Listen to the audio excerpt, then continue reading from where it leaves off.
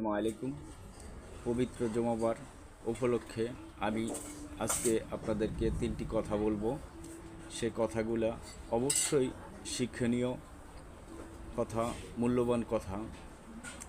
যে তিনটি কথা বলবো সেই তিনটি কথা আশা করি আপনারা শুনবেন।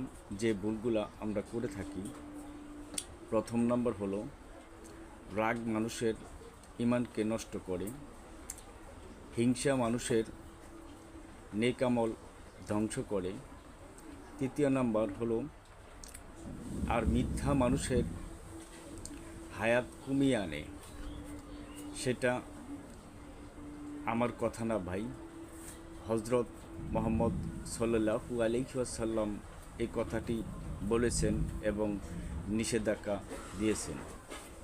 ইনশাল্লাহ অবশ্যই ভালো লাগলে